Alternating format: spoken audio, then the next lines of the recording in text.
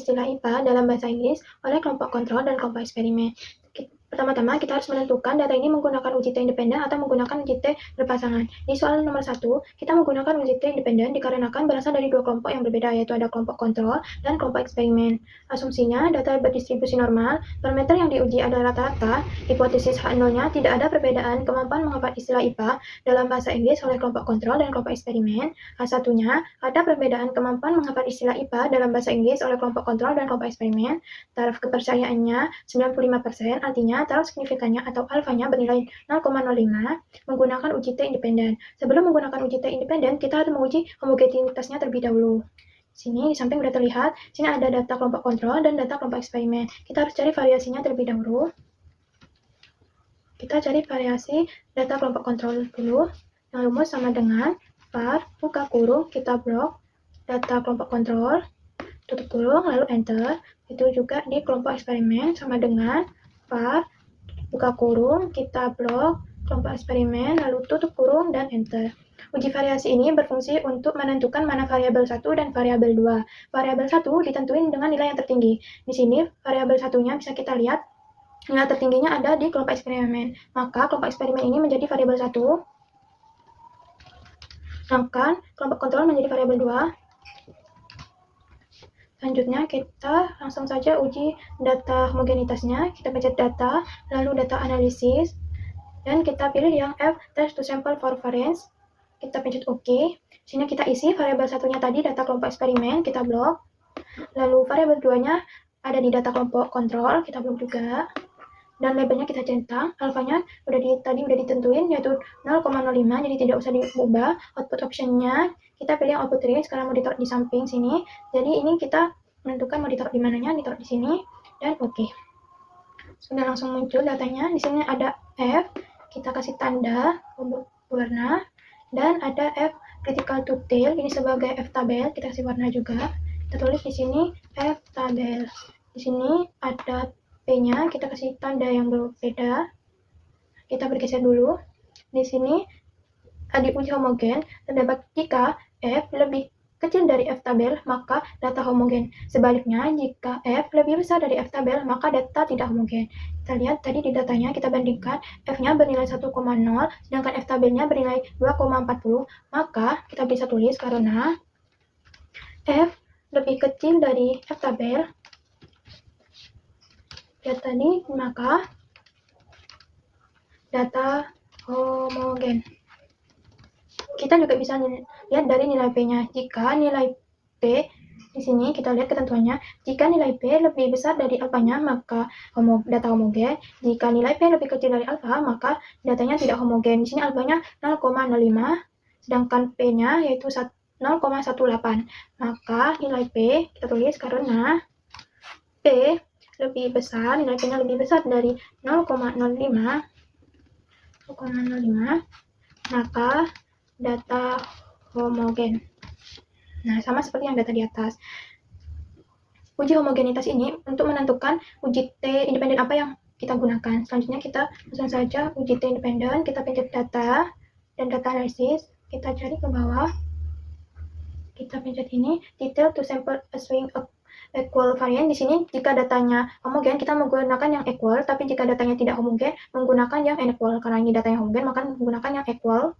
Pencet OK. Lalu variabel satunya kita blok yang kelompok eksperimen dan variabel 2-nya yang kelompok kontrol. Lalu labelnya kita centang, alfanya benar 0,05, jadi tidak usah diubah.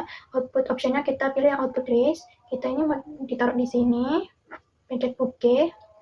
Lalu datanya keluar. Di sini ada T start, kita kasih warna. T start ini sebagai T hitung. Dan di sini ada T critical to tail sebagai T tabel. Dan ada nilai P-nya juga, kita kasih warna yang berbeda. Kita ke samping untuk melihat ketentuan dari uji T independen. Jika T hitung berada di antara min T tabel dan T tabel, maka H0 diterima. Sebaliknya, jika T hitung lebih besar dari T tabel atau T hitung lebih kecil dari min T tabel, maka H0 ditolak sehingga H1-nya diterima. Kembali lagi ke datanya, di sini kita lihat T hitung sebesar 1,29 apakah berada di antara min 2,04 dan min 2,04? Ternyata berada di antara min T tabel dan T hitung. Jadi di sini kita bisa tulis karena T min T tabel lebih kecil dari T hitung, lebih kecil dari T tabel, maka H0 diterima.